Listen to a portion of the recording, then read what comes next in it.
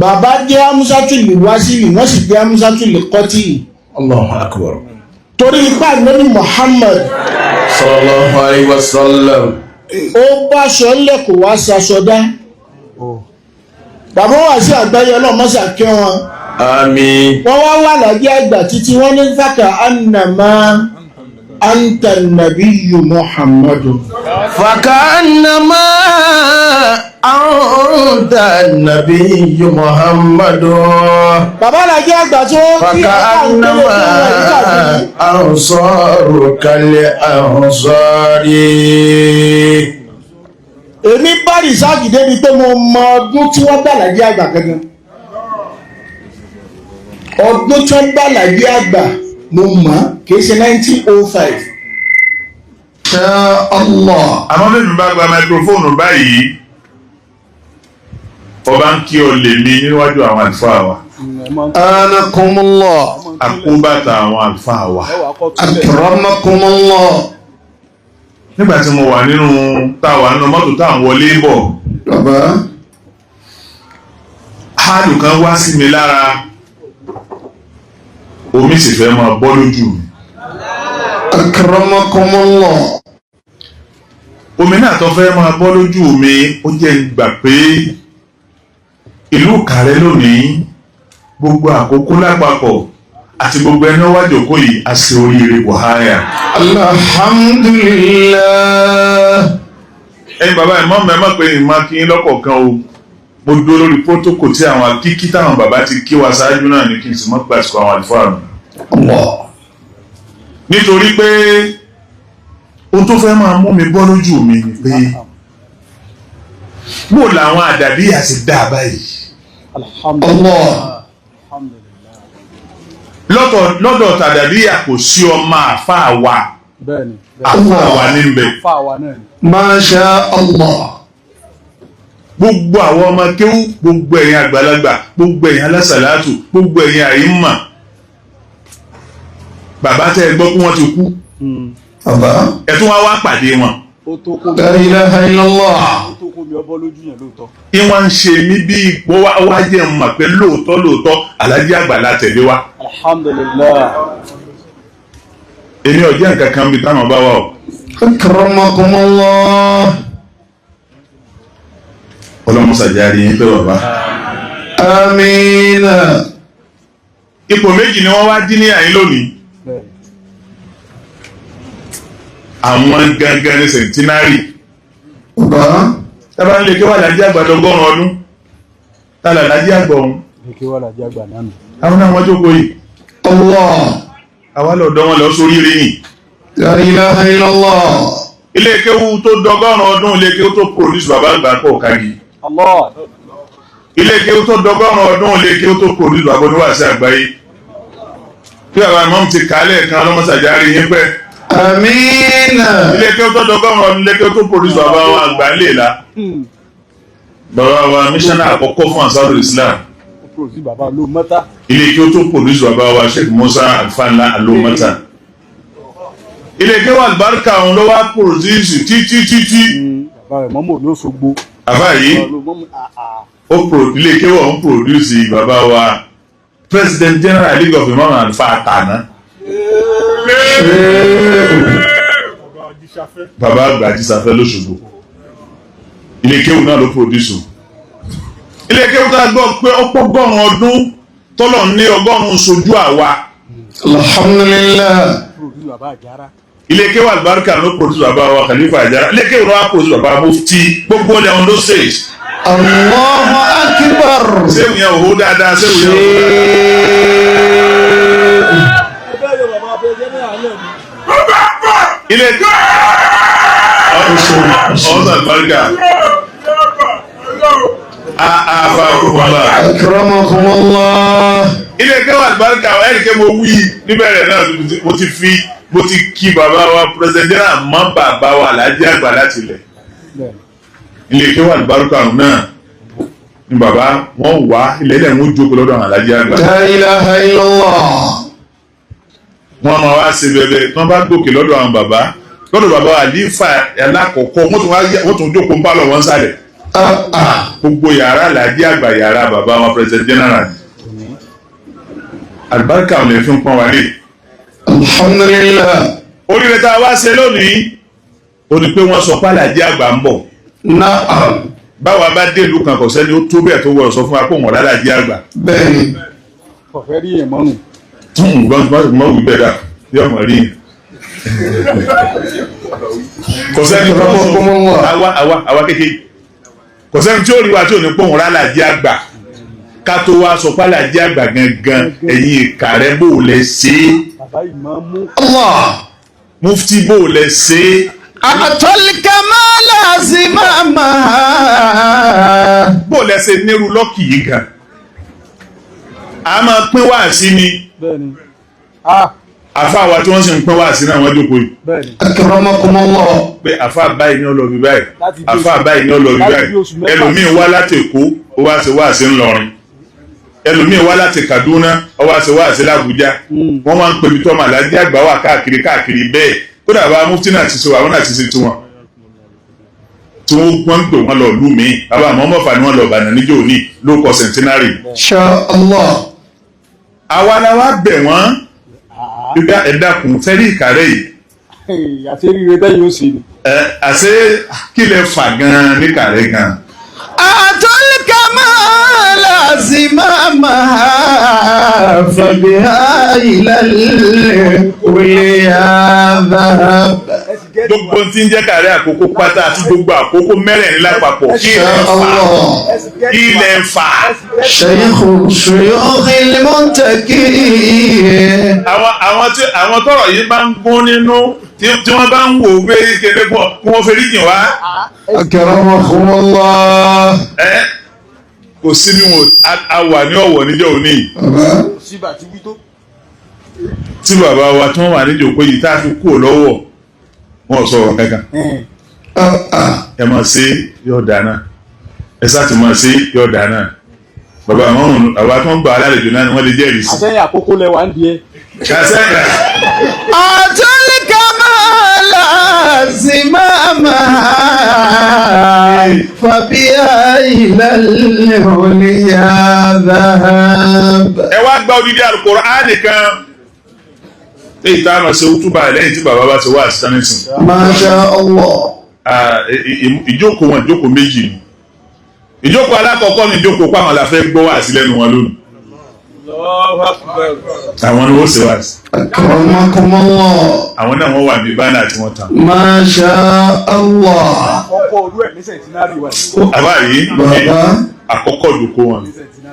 ẹlẹ́ẹ̀kejì ó náà ní pé àwa abáfákàlà wà ní akramakumullah. tẹ̀lé àfa wa lóde. gbogbo ẹni ọba má Alhaji àgbà tó sì fẹ́ ó fẹ́ fàlàjì àgbà tọrọ lọ́dọ̀ Ọlọ́run pé káàdùn àwọn ọgbà bó bá ti rí wọn ó ti rálàjì àgbà. Insha Allah. bàbá parí iṣẹ́ sí wọn láàbùkọ̀ bàbá sọ wọn lóko ara wọn wọ́n sọ wọn lálàjì ara wọn wọ́n sọ wọn lókè ara wọn. àṣé wọn ti mọ tí wọ́n mú lọ́wọ́ nígbà táwọn ọba sí mọ́. àtọ́líkà máa lásìmá máa fàbíhá ìlàlẹ̀ olè àbá. àfà yìí akramakumullah. ọ̀dọ̀ wọn là ń darí lọ wọ́n sì wá sí fún wa. Insha Allah. ọba tí ń tọ́ wọn sọ́nà wọn máa bá wa tọ́ wọn sọ́nà. Àmín. ọba tí ń bá wa wà pẹ̀lú wọn máa wà pẹ̀lú wọn. Àmín. bàbá wa Alhaji àgbà tòní tá a dágbére fún lé. adamallahu hayatahu hafizahullah. bàbá fàdúrà sí wa. Mawlana fadilatu Sheikh Muhammad Mustafa Muhammad Kamaluddin Habibullah al-Adil. adamallahu hayatahu.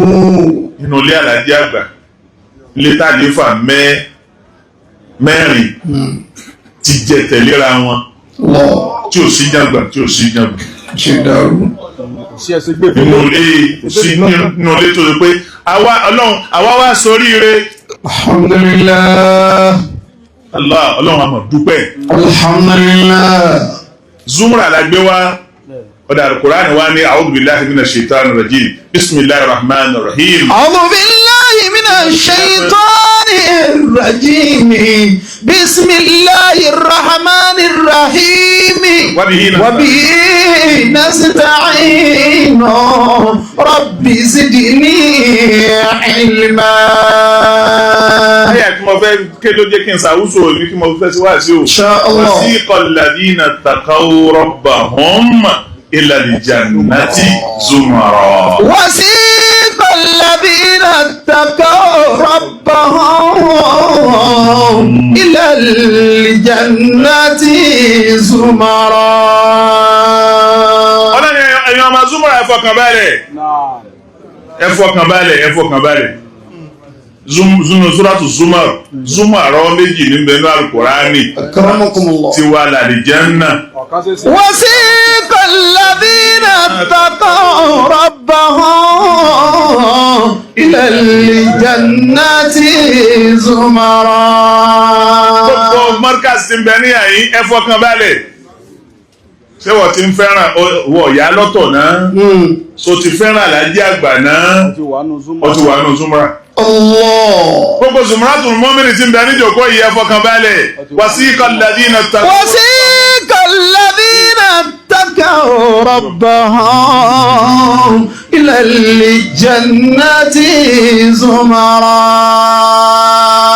Àti gbogbo alásàlátù ti ń bẹ níyìí tí bàbá wa Bàtútà ní Ansar Islam ní àti gbogbo alásàlátù ti ń bẹ níbí wọ́n ní ká fọkàn balẹ̀ àdọ́mọ àlìjánnà. Àmọ́ lẹ́yìn tí bàbá bá ṣe wá sí sọ̀tún àsọ̀kalẹ̀ wá sí o ntọ́lọ́run ṣe fún yín lónìí owó àdúrà rẹ̀ ẹ lè sátán ìwọ sí lè sọ fún òun ní sátán lọ́dọ̀ bàbá àjàrà lẹ́tì bàbá àjàrà nìkan ni wọ́n gbé 20 million kalẹ̀ àwọn èèyàn dẹ̀ support wọn lọ bí 30 million tọ̀ ṣé bá àti ìpàtó jù bẹ́ẹ̀ lọ ọwọ́ sí ni wọ́n lè sátán yòówó sí ọlọ́run. Sallallahu alayhi wa sallam. Ta ló ṣe ha ń bẹ̀ wọn? Ta ló ṣe ha? Ẹni ó ṣe ha ó lọ Mọ́kà.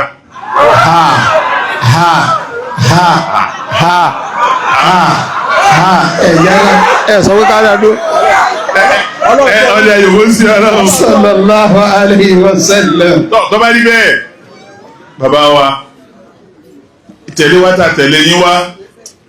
Ṣé pọ́nlé fún wa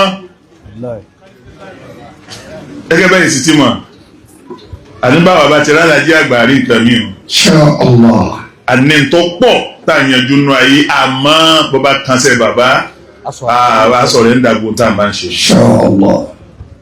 tó dàbí wa ti wà yí orí àfẹsẹ̀ méjèèjì tẹ́lẹ̀ bá orí ìgbóngorí ẹsẹ̀ láì dúró ó bá rí bẹ́ẹ̀ á máa lọ sọ́dọ̀ bàbá wá sí centenary àyígbà kò náà ń bẹ̀ ni àwọn bàbá náà fi ń sin lọ́hùn àwọn afá wa fi ń sin lọ́hùn ni bí ọba sílẹ̀ ń bá máa lọ pé ìkó náà bàbá tí mo sì máa gbá ẹ̀sán. Insha Allah.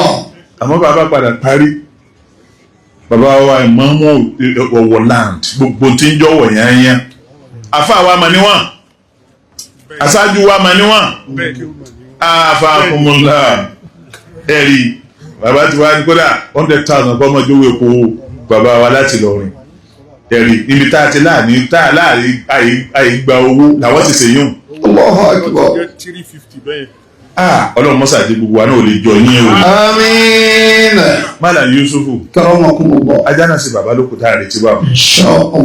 Bàbá Ọlọ́run ní yẹ gbá rẹ̀. À ń tẹ̀lé yín pé.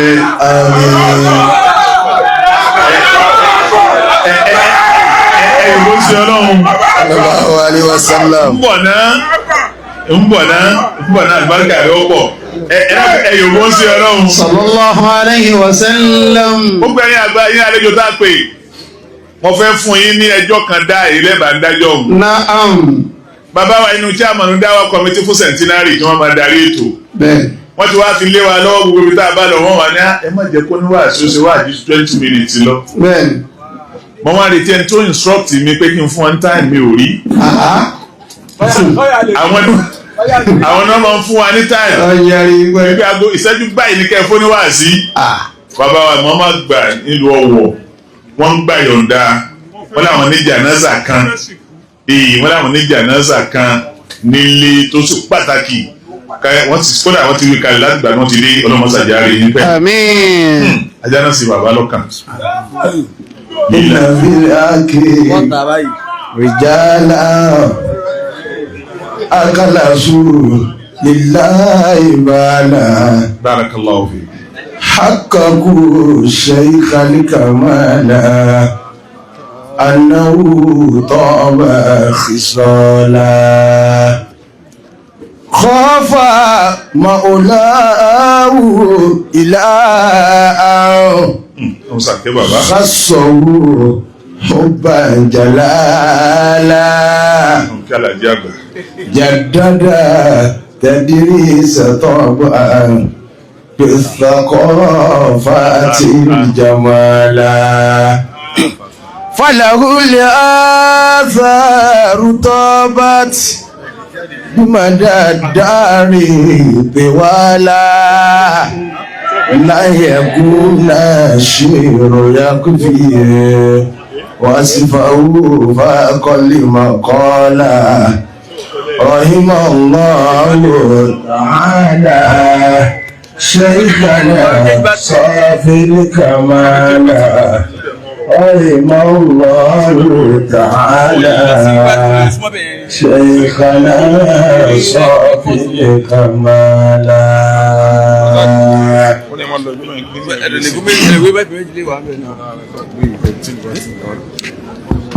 pẹ̀lú ìyọ̀ǹda ọ̀rọ̀ President General Damallahu hayatahu. wọ́n lè jòkó bàbá náà yọ̀ǹda yín kẹ́ jòkó lẹ̀. pẹ̀lú ìyọ̀ǹda bàbá wa President General Damallahu hayatahu fún gbogbo àwọn àyímọ̀ àtàwọn àfáà àwọn ìmáàmù àti àwọn àfáà ní gbogbo elédè Yorùbá wọn ò ka wá mọ́ South West àmọ́ elédè Yorùbá ni wá Yorùbá àmọ́ wá bẹ́lẹ̀ Yíbò tó o bá ti ń sọ Yorùbá President General gbogbo wa àti hun àti hẹ̀ àti hun àti hun aṣáájú wa ní ọlọ́run ṣàgárí ń pẹ́. Àmín. Ọlọ́run kó bá wa ṣàlékún dáadáa fún yín. Àmín. Ọlọ́run kó bá wa dúró tì yín. Àmín. Ọlọ́run kó bá wa jámọ́nà yín. Àmín. La hawla wala quwwata illa billahil aliyyil azim. Bí a bá ti kí bàbá ní chief host gẹ́gẹ́ bíi pé territory wọn ní àwa yìí. Allahu akbar. Bàbá ó wá ní kí n fi bàbá wa host kí n fi kí gbogbo tí ń jẹ́ àwọn àfáà táwa ní host àwọn náà ní bàbá wa chief imaamu gbogbo Ìkàrẹ́ land. Ọlọ́run ṣàjáre yín pẹ́sà o. Àmín. Bàbá ti ka àwọn àfáà àwọn lẹ́yìn àfáà àgbà nìkan làwọn ò bá gbogbo àwọn yòókù làwọn bá. Àwọn ò wá bá wọn lásán àwọn tó gba kéwú lẹ́nu wọn. Allahu akbar. Àfi Ọlọ́run àfìbí Ọlọ́run bàbá chief imam Ọlọ́run dákun mọ́sàbá wa ṣàlékún dáadáa fún ìjọba ẹ̀. Àmín. Mo wá fi yín kí gbogbo àwọn àfáà lápapọ̀ àti gbogbo ẹ̀yin àyíma. Ìdí tí ò jẹ́ kí n máa dá kọlọ òun ni wípé ìtẹ̀láṣẹ Ọlọ́run àṣẹ mẹ́ta lọ́lọ́run ní àtẹ̀lé àmẹ́yẹ ọ̀kan ní retí. Allahu akbar. Ó ní àti olùlọ́ha ẹ̀tẹ̀lé Ọlọ́run wọ́n rọ̀ ṣúlà lè wá ń bò mí tó bá ti fún un ní wáwùlẹ̀ á ti fi hùn ó túmọ̀ sí wípé kò sí dífẹ́ǹsì láàrin àṣẹ méjèèjì. àmọ́ bí èyí tí mo fẹ́ lò tó ti dákọ̀ àṣẹ mẹ́ta yìí ó ní àti olùlọ́à wá àti òrọ̀ṣúlà wọ́n ò lé amúrì ní kún. ó fi tàwọn àáfàá ó fi wọ́n ti tànábì àmọ́ tá a bá rí mẹ́ni méjèèjì ò tèmi ni ẹ kọ́kọ́ tẹ̀lé. àṣẹ ọlọ́run ni mo wá fẹ́ tẹ̀lé mo fi bàbá wa ìmáàmù kí gbogbo yín torí Al-Kùránì ní yawma nad'u kulla unasin bi'imamihim. bí gbogbo ilẹ̀ Yorùbá Delta àtẹ̀dó bá ti wà papọ̀ bàbá ìmáàmù náà lọ́wọ́ fi pe gbogbo wa jáde. Allahu Akbar. wọ́n bá ti ní president general wọ́n fa gbogbo wa. ọlọ́mọsàwá kí gbogbo yín o. Àmín. la hawla wala quwwata illa billahi al-aliyyil mo kí azim. gbogbo àwa personalities tàwọn àjòkú ọlọ́mọsàwá kí yín. Àmín. mo kí gbogbo ẹ̀yin ìyá wa lásàlátù àsàlátù èmi tèmi. ẹni gbàgbé kọ́ wá wí. ó ṣẹ́gun ọ̀tá lé. ó ṣẹ́gun ọ̀tá òde. ó ṣẹ́gun ara òga. àsàlátù gbèmí tèmi. ẹni gbàgbé kọ́ wá wí. bàbá alájọ àgbà ni kí bàbá wa tí wọ́n jẹ́ aṣáájú gbogbo àwọn ọmọ Ìlọrin ní Kàrẹ́ ọlọ́mọsàmúwá kì í o. Àmín. bàbá wa àfáà wa tá a tẹ̀lé wá àwọn àfáà wa àdúrà àgbà là ń tẹ̀lé wá ọlọ́mọdé àwọn náà wọ́n ní láti jọ́ sẹ̀ńtínárì ti bẹ̀rẹ̀ àwọn náà là ń tẹ̀lé àwọn ní sáà ikú wa ọlọ́dàkùn mọ́sàdí àtẹ̀lé yín pẹ́. Àmín. la hawla wala quwwata illa billahi al-aliyyil azim. bàbá wa ní kí àfáà wa àgbà hamzatul wasli baynana wa baynakum. àfáà wa Sheikh Batuta. Damallahu hayatahu. àwọn ni àfáà gbà bàbá ẹ ṣé bàbá president general ẹ ṣé àdúpẹ́ bàbá ní òní wábí yìí náà kò sí ń tàṣì àmọ́ ká máa fi centenary yìí náà ká máa fi dúpẹ́ pé ẹ ṣé àfáàgbà fún gbogbo káàró òjìrè àwọn ni amúsátìlì wá sílì tó jẹ́ kí àwa Ìlọrin ó lè wá sí Àkókó àwọn ni amúsátìlì wá sílì tí wọ́n tún sọra wọn ti amúsátìlì kọ́tí wọ́n ń ṣe wá sílù nìkan bàbá Ogozo wọ́n tún wá ṣe kọ́tí. Ondo state nìkan ló ti gba centenary méjì Ondo state làkọ́kọ́ state tó kọ́kọ́ gba centenary lẹ́ẹ̀mejì Ọ̀wọ̀ gbà Àkókó náà tó wá ń gbà wọ́n ṣe amúsátìlì wá sílì pé ẹgbẹ̀wó ọ̀dọ̀ wa wọ́n wá ṣe amúsátìlì kọ́tí pé àwọn náà tún fẹ́ tún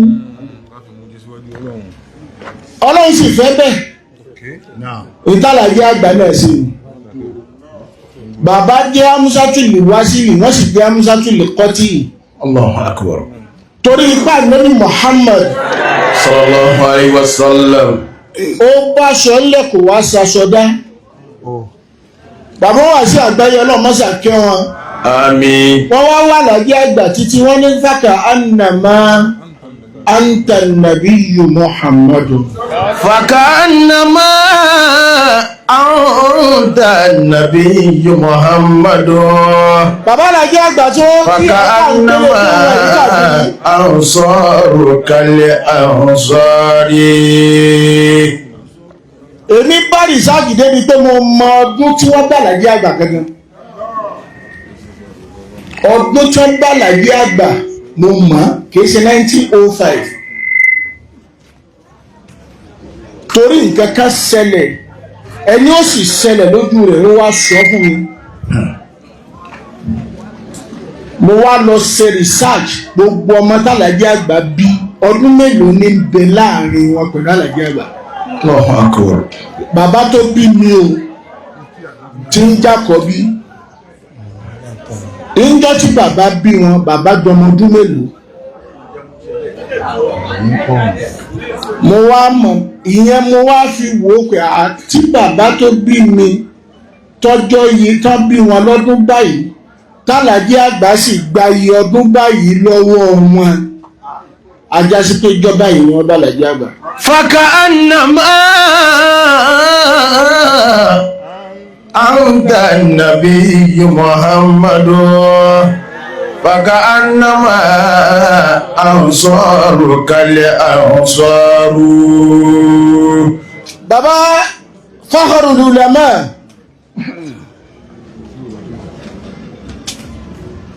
Àlàjí àgbà àwọn kọ́lá àkọ́kọ́ ọmọ kéwà àfá àgbà Sheikh Tajul Adabi rahimahullahu ta'ala. wọ́n sì ṣe last kódà wọ́n ní senior tí wọ́n pọ̀ rẹ̀kẹ̀tẹ̀ àmọ́ lọ́hùn f'Àlàjí àgbà hàn àfá àgbà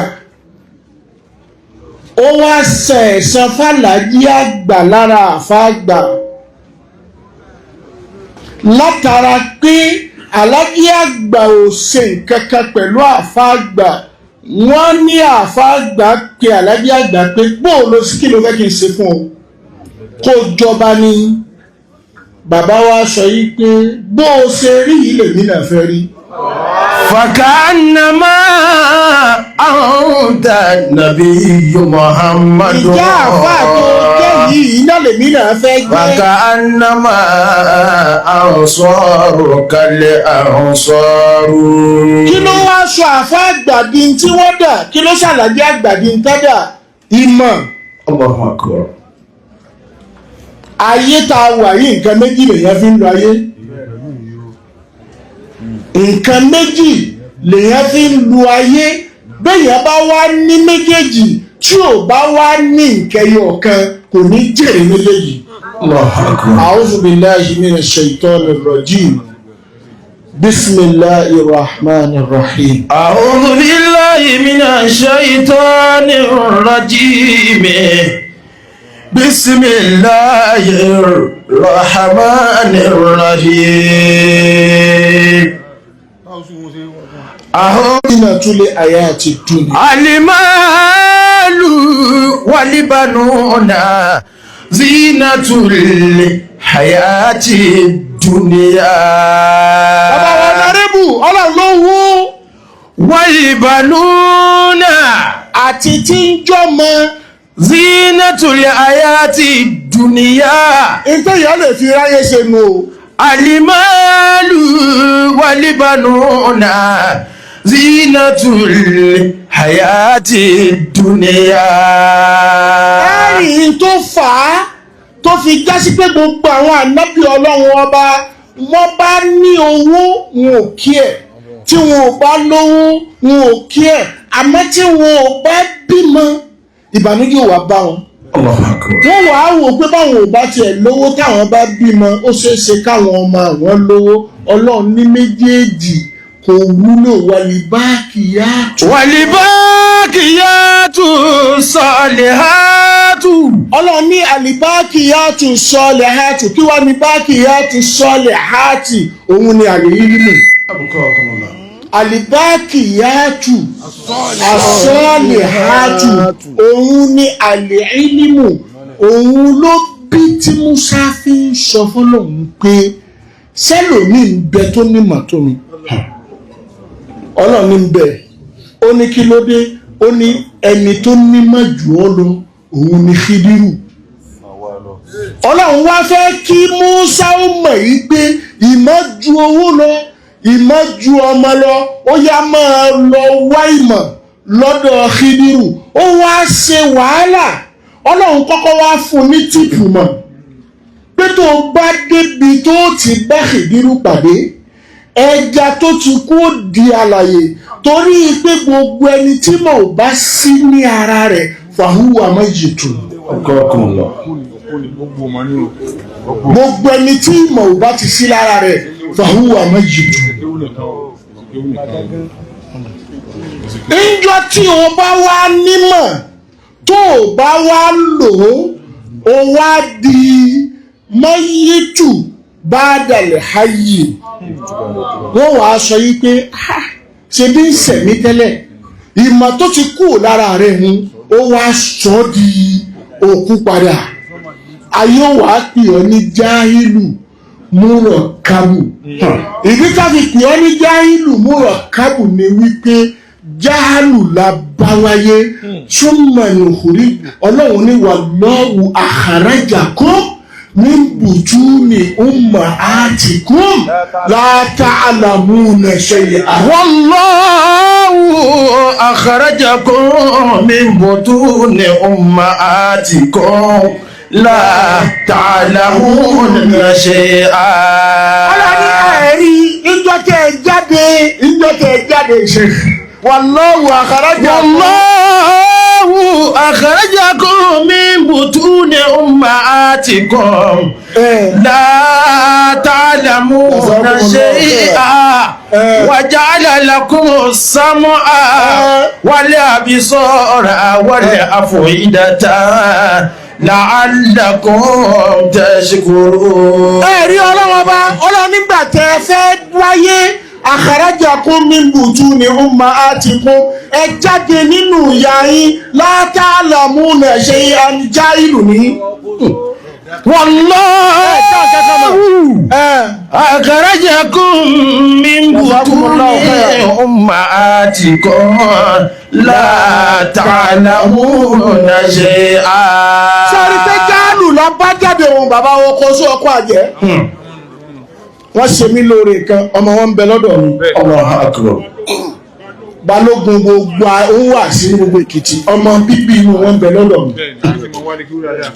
wallahu akhrajakum min butuni ummahatikum la ta'lamuna shay'an. bàbá ọlọ́run ní jáde ọlọ́run níjọ́ tẹ́ ẹ jáde nínú ìyá yín la ta'lamuna shay'an ọlọ́run lẹ́ẹ̀ mọ nǹkan kan níta fi wá mọ nǹkan ọlọ́run wá ní kíni. wa ja'ala lakumus sam'a. ọlọ́run ní tẹ́ kọ́kọ́ fi mọ̀ tí orí yóò fi pé àìnù kọ́ akílù kọ́ sámúhùlà kọ́kọ́ ló fi jásí pé tí olùkọ́ bá wọnú kíláàsì etí ni ó kọ́kọ́ wí. Listen attentively.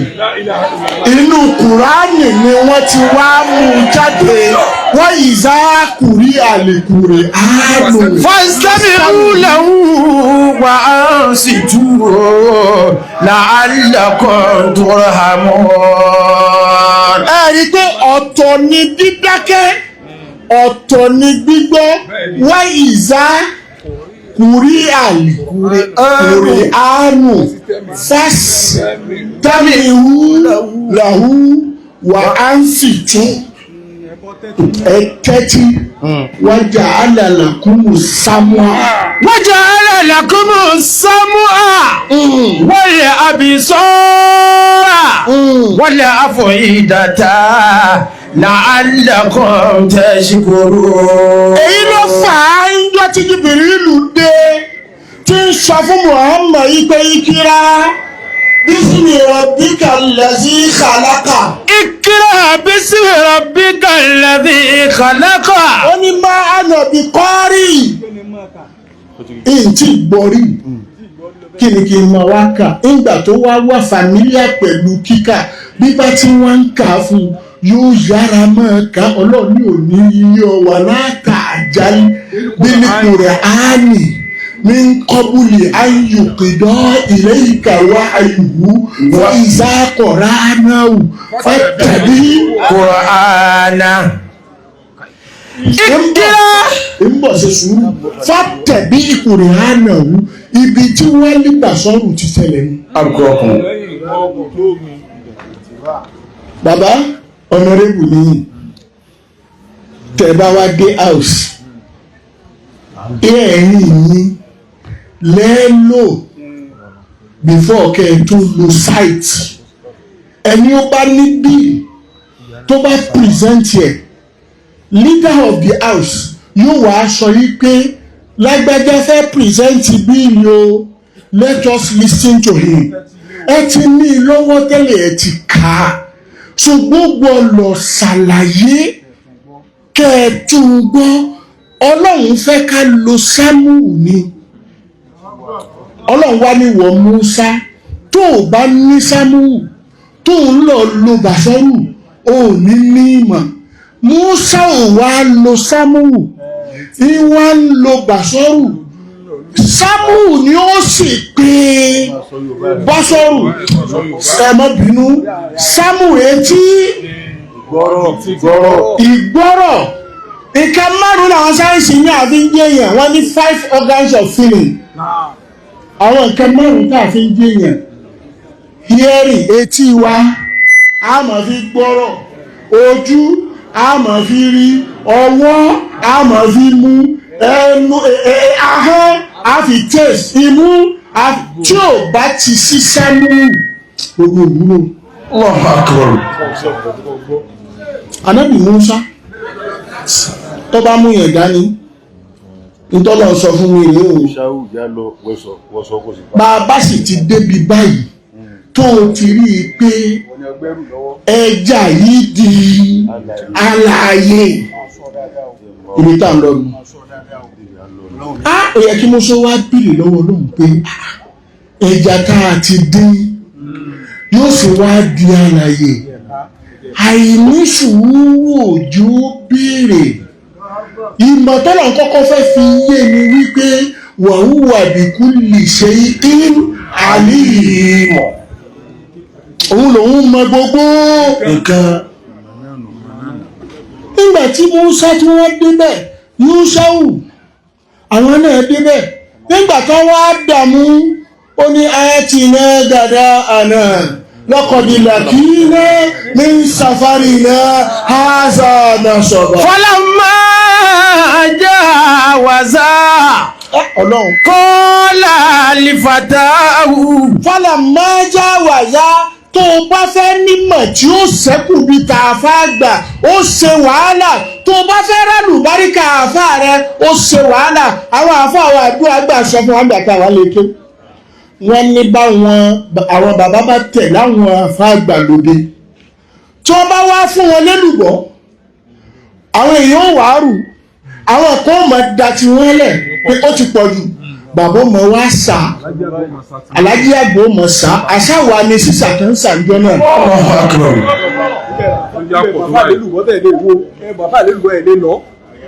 nígbà tí Músá wá béèrè lọ́wọ́ Yúṣáù pé ẹ̀yàdà ó ní àrà àìtà iṣẹ́ àwọ̀ iná ìlà sákàrà tí. Fáìní nasitu al-huda wa ma ansanihu illa shaytanu an adhkurahu. kí ni Músá wí fún ní zálíkà. Qala dhalika ma kunna nabghi fartadda ala atharihima qasasa.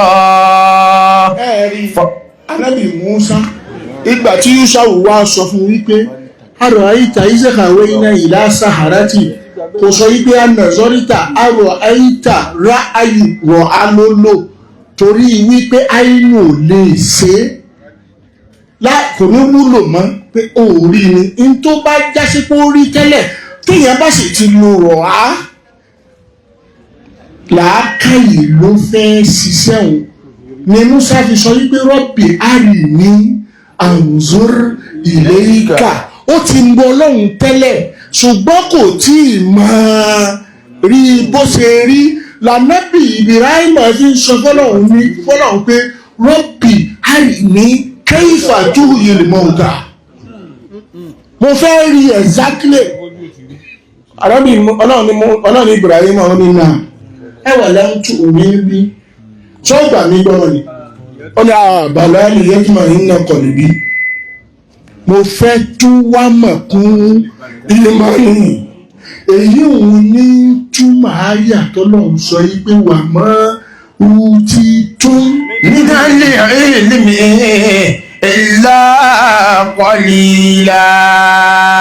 Ànábì Mùsá wá padà ọlọ́run wá ní fàwájàdá. fawajada abida min ibadina ataynahu rahmatan min indina wa 'allamnahu min ladunna ilma.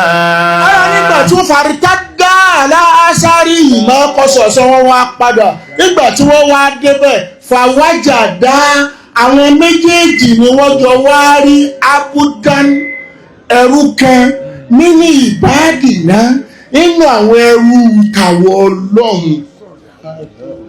àtẹ̀yìnáhù mílẹ̀dùnà ráhàmàtán àánú tá a ṣe fún àánú tá a fóun ní ílímù lìbátìlì ti Yúsúfù ní ílímù tàwí ànábì lọ́lọ́run wá fún ní kúlù ádámọ̀ ílímù lẹ̀ àsìmọ́ yìí wá àlámọ̀ ádámọ̀ lẹ̀ àsìmọ́ ẹ́.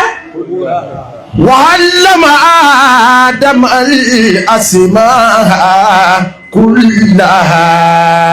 bẹ́ẹ̀ bá béèrè náwó lọ́wọ́ ádámọ̀ kò ní rí wí bẹ́ẹ̀ béèrè sọ́rífù kò ní rí wí bẹ́ẹ̀ bá ní ó ṣe tàwílù kò lè rí wí àmọ́ Yúsúfù ìmàlá nìkan lọ́lọ́run fóun ni wọ́n fi ń sọ fún pé Yúsúfù ayúwàsí dínkù afútìná fi sábúrín bákọ̀ láti simani yàkúlùhúnnà sábúrún ìjáàfù wà sábúrún súnbù láti خضر وأخرى يابسات لعلي أرجع إلى الناس لعلهم يعلمون. ó padà sọ fọ́lọ́run pé ọlọ́run òun dúpẹ́ wà lámútàní من تعويل الأحاديث.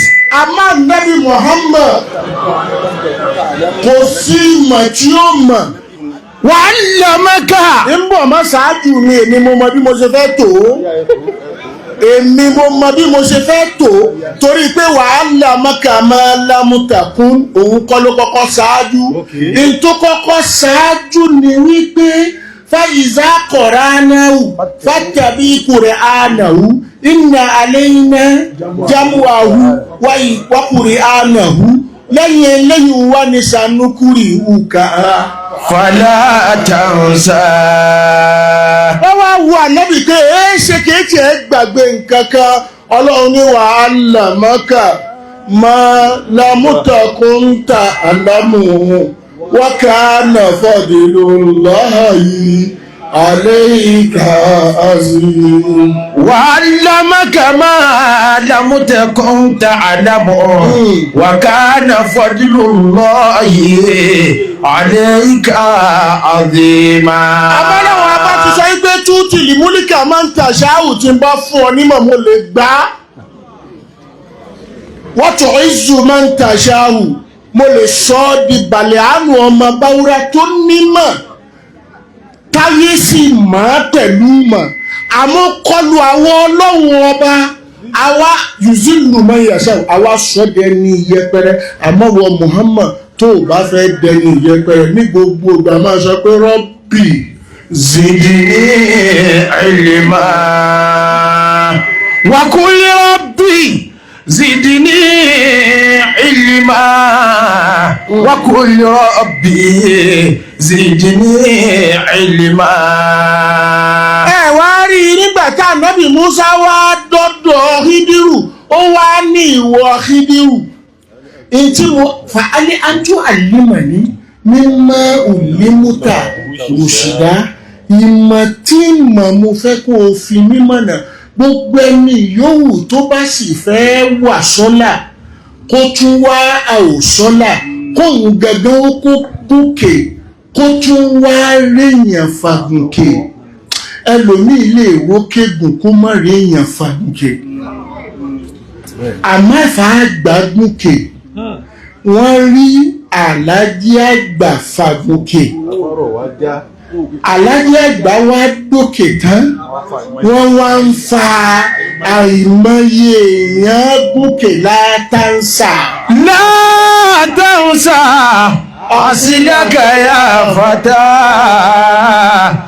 ìlímánì lámàdàn tàṣe kùlẹ̀ àdìwù yàbínàmìl àtàkàf ilẹ̀ àdìrí wà lè mọ́gòtẹ́rì. babaláji àbá àfáàgbà wọ́n ti gùn kẹtàn nígbà tí wọ́n wá dókè ọlọ́run wá fún wọn láǹfààní wípé fáyàn àfáàgbà wá fa ìmọye yàn wọ́n fa bàbá wa tó bí gbogbo àwọn tí ń jẹ́ Zùmúrà láyé làfáàgbà fi ń sọ yí pé alẹ́ àdìbù Ahamadu. alẹ́ àdìbù Ahamadu. ó bá sọ yí pé àdìdì ìṣáàdàlẹ̀ àdábì. àdìdì ìṣáàdàlẹ̀ àdábì. alẹ́ àdàbí mú àdábì. àsìlájà tí bí ìṣàjìrà tí. ibi tí wọ́n fẹ́ lọ́nu àsìlájà tí. ìṣàjìrà tí. wọlé wúdù á ní àríjànàbí. wọ́n bá lọ́mọ kéwù èmi tájùlẹ̀ àdábì ó kọjá kílóbí á ní àríjànàbí wọlé wúdù á ní àríjànàbí. àwọn ẹtútù tí ń jáde lára èmi tájùlẹ̀ àdábì á ní àríjànàbí ó kọjá kílóbí. àríbádà mi ṣàròṣe ayé wàṣàkíṣù ṣàròlímọ̀ ọ̀dábì. wàlífàákù àǹfààlítọ̀ ìkú tẹ̀mùkárù fúlikùlẹ̀ àdábì wà ìndùnítàl mazàábì wà kúlẹ̀ máńbìlẹ̀ arábì ìṣí tàṣálẹ̀ àti àtọ́wù zàjìrọ́jà kọlu àríbì zàlìzàlà sọ́ọ̀tù lẹ́kọ̀rọ̀bì wọ́n rọ̀kọ́wù sákìbì. ó dà máa sọ wípé ánàlẹ̀ àdìbù. ánàlẹ̀ àdìbù Ahamadu ìsinmi làbí ìbò ṣáàgìbì. ánàlẹ̀ àdìbù Ahamadu ìsinmi làbí ìbò ṣáàgìbì. afáàgbà ní ánàlẹ̀ àdìbù Ahamadu. ánàlẹ̀ àdìbù Ahamadu ìsinmi làbí ìbò ṣáàgìbì. ánàlẹ̀ àdìbù Ahamadu ìsinmi làbí ìbò ṣáàgìbì. azama amúrún ṣàkíṣàbì. ṣàfùṣàfù ṣàfà ṣàkìbì. ńlọjọkọ náà mọ. àmọ́ bíza sọ̀gìṣọ́gọ̀mí. azamati ìwà mọ́ dàbí. àbí.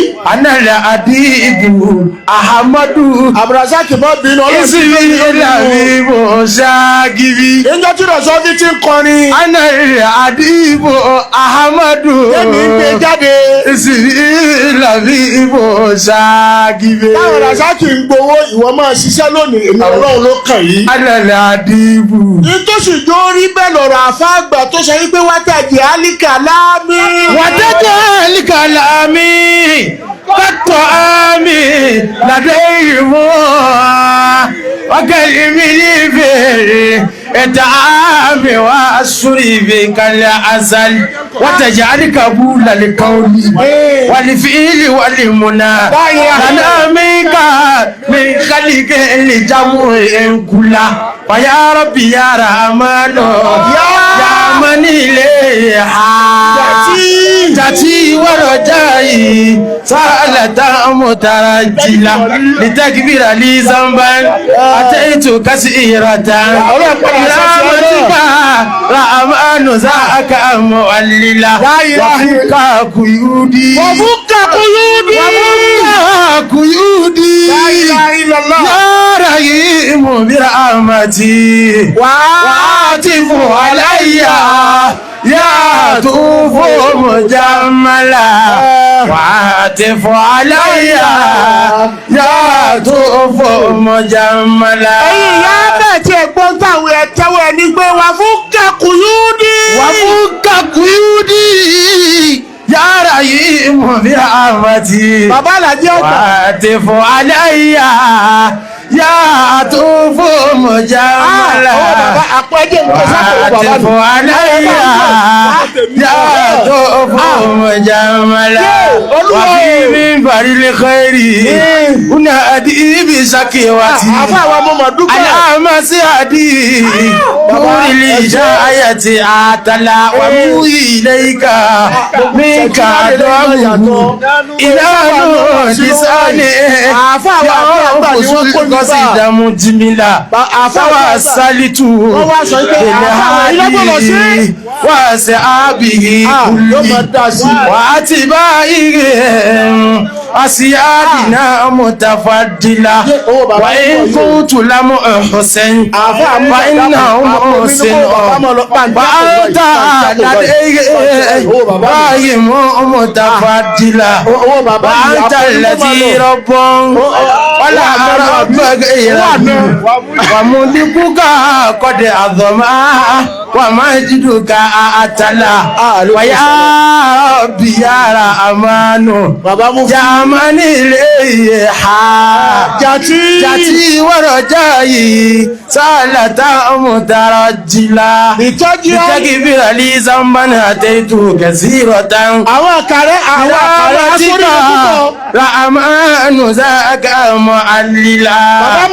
وأسألك التوفيق في كل من عمل وقول الهدى والعلم حكما معللا وفوق قيود يا رحيم برحمتي وعاطف علي يا عطوف مجملا وعاطف علي يا عطوف مجملا. àáfà wa ni wọ́n kó mi bóde yìí àti bí oṣù mẹ́fà sí méje tá a ti bẹ̀rẹ̀ sẹ̀ńtínárì wọ́n wàá sọ wípé ẹni báyìí ní oṣù wá sí a wá discuss èmi ní ìgbéjáde nígbà tó wá kàkà rẹ bàbá wa sọ wípé àáfà wa èyí náà ni ẹ sí ọdún mẹ́sàn-án tí mo lò ń súnmúra èyí táyì fi lọ́dún mẹ́fà àwọn bàbá wa ka ẹ̀ka sánáwì bàbá ọlọ́mọsàjáre yín kọ́sà bàbá náà wá sọ pé dandan èmi ní kí n ṣe wá sí náà mo ní ẹjẹ́ mi ó máa ṣe bí n ṣe ń ṣe òun ìfẹ́ ṣe wá sí kankan wọ́n wá ní dandan ìwà ní gbọ́dọ̀ sáfà mi lẹ́nu láti awali dadi dé sáálí rọ́bì àsánáwì ni wọ́n fi kọ́ wa ní bàbá wa ṣe kàdú àgbà bàbá wa bàtútà ní òkèyìn náà wọ́n jọ kọ́ gbogbo wa nù wọ́n wàá ṣe bí ìgbà táwọn ò jẹ́ nǹkan kan kódà wọ́n tún kọ́yìn náà Allahu akbar Wafuka kuyudi yàrá ìmọ̀ bí rahmati. ẹ bá wa dúpẹ́ fún àfà wa ẹ bá wa dúpẹ́ fún àfà wa àfà tí ó bọ̀ ọmọjà sọ̀rọ̀ inna fil akiri rijalan akhlasu lillahi ibala. àwọn àfà tí wọ́n yé sọ yìí bàbá wo ní kókó أنه طبع خصالا جدد تدريس طبعا بثقافات الجمال ولو الآثار طبعت بمدى الدار طوالا لن يكون الشعر يكفي وصفه فاق المقالة رحم الله تعالى شيخنا صافي الكمالا رحم الله تعالى شيخنا صافي الكمالا. bàbá ẹ̀rọ oríire tá a ṣe ní kàrẹ́ lónìí bàbá alájí àgbà tòní bàbá tájàlájí àgbà fún wa lónìí àwọn ọlọ́mọ kẹsàn alájí àgbà ọmọ mẹ́wàá ni bàbá bí bàbá tó sì bí mi kọ́ là kọ́ bí àmọ́ kó ikú sọ wọ́n dà kọ́ bí fàlàjí àgbà 60 years ní ń bẹ láàrin Alhaji àgbà àti bàbá wa general mo mú láàrin ni. General Abdul Rasheed. Bàbá dọmọ 60 years ni wọ́n bí bàbá wa general. Rasheed. Mo ṣe research ìpanulẹ̀ wa púpọ̀. Bàbá tó bí mi làkọ́bí Alhaji àgbà. Bàbá wa Sheikh Sofiyullah àwọn làkọ́bí. Wọ́n wá bí ìyá wa ilé Ọ̀wá. Ó tí rí. Wọ́n wá bí ìyá ilé Ọ̀wá àwọn nílẹ̀ kejì. Zidillahumma. Ó wà á gbé láti ibi tó ti mọ́wùlẹ̀ tún gbé látọ̀dọ̀ àfá àgbà mọ́. Bukakumullah. Torí lọ́dọ̀ àfá wa náà. Ala Sheikh Safi Fafi Asirin. Àkọ́kọ́ nù bàbá tó bí mi nù òun làkọ́ bí Alhaji àgbà. Likauni al-fatiwa 1928. fi baladil ulumi. Ọlọ́run wá ṣàánú bàbá tó bí mi. Wọ́n dépò bàbá wọn nínú ilé, wọ́n dépò bàbá wọn nínú ìlú. Alálẹ̀ àdàbí Samali Mukhtari Ahmad Sọ̀búrẹ́ Bóni ṣe tó nù. Sọ́dìkẹ́ Sọ́fin Kẹrìmì.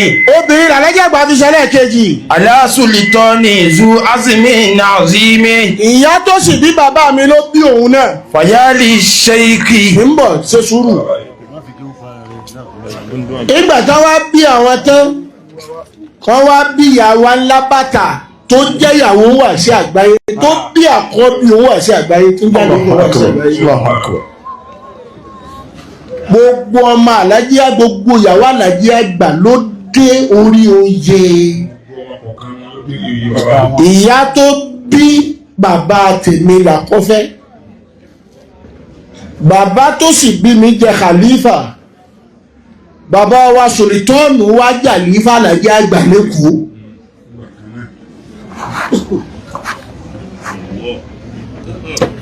Ìyá wa ní Ọ̀wá àkọ́bí wọn náà làlífà bàbá wa gold nílé Ọ̀wá ẹ̀sán tí wọn náà nù.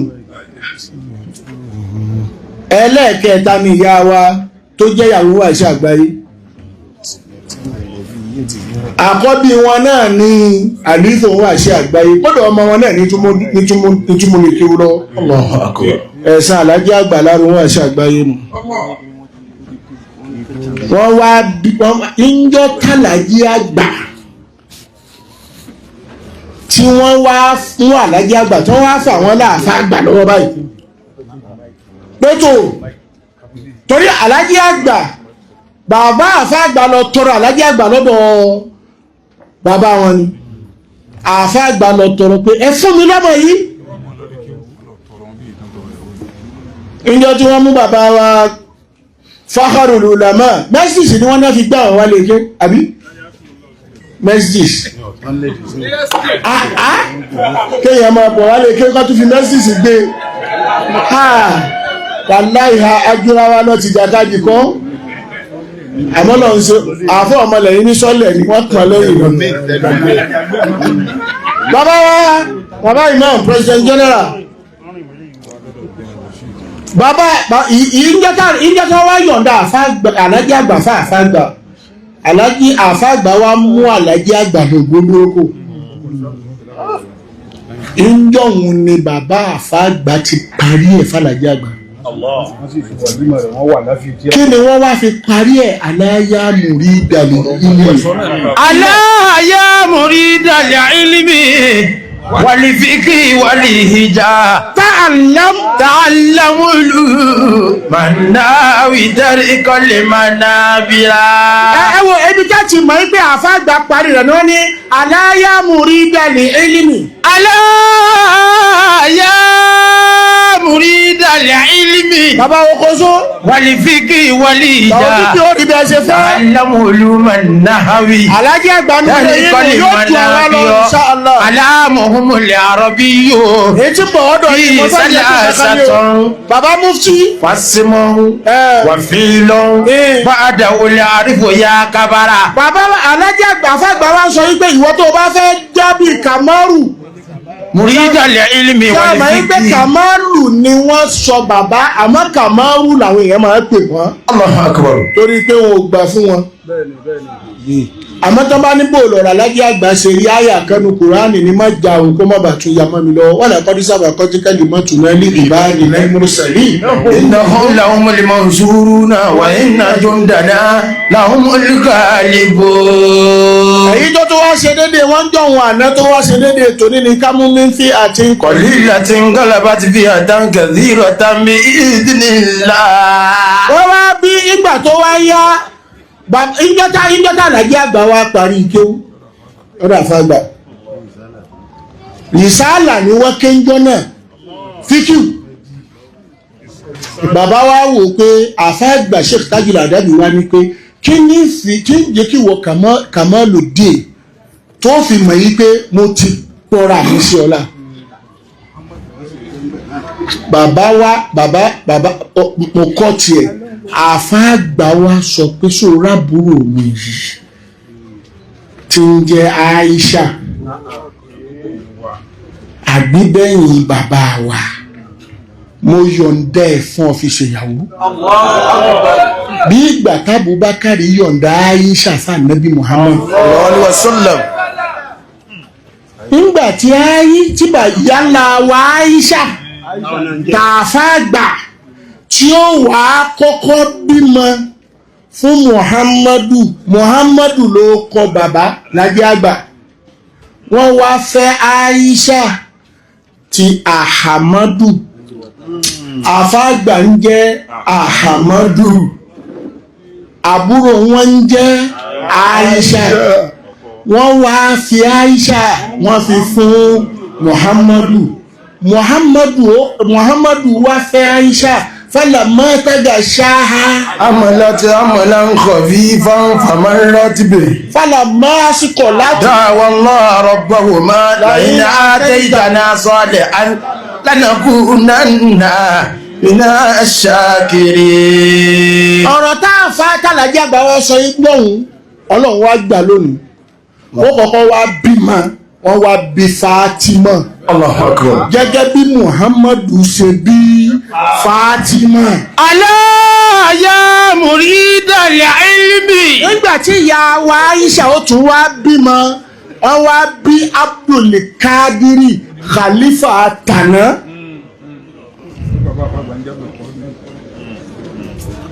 ó kọ ẹni tí ń jẹ́ life patron Ansaru Islamu ńjọ́ náà ọba Ìlọrin. ó kọ bàbá àfàgbà ó kọ ẹni ó kọ àfàgbà ń kéwú nígbà tí wọ́n wá bí Akẹ́yìndégbẹ̀gbọ́n Akẹ́yìndégbẹ̀gbọ́n nú àwọn ànábì Ọlọ́run Muhammadu li Mustapha ìyá wa Aisha wá bí Muhammadu li Mustapha àlífà tòní tí ń jẹ́ àkọ́kọ́ àlífà lọ́dọ̀ ìyá kan náà àlífà méjì lọ́dọ̀ ìyá kan náà àkọ́kọ́ àlífà tí èé ṣàkọ́bí lọ́kùnrin ẹ̀gbọ́n bàbá tó bí mi àlífà àkọ́bí lọ́kùnrin lọ́dọ̀ ìyá wọn.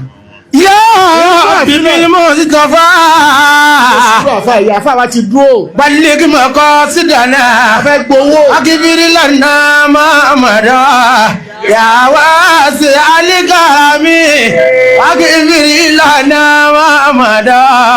Ya wasi'al karami. bàbá wa Khalifa níjẹ̀ta Ahamadu làwọn náà ń jẹ́. àwọn làkọ́bí lọ́kùnrin lọ́dọ̀ ìyá tiwọn. bàbá wa Khalifa tàná tòní wá ní ẹlẹ́ẹ̀kejì lọ́kùnrin àbí kẹ́yìn lọ́dọ̀ ìyá wọn kò wá sírú wọn nù ọmọ alájí àgbà látàǹsà sílákàyà àfàdà. Ilmani lama tantasib. Kò lè á níwò.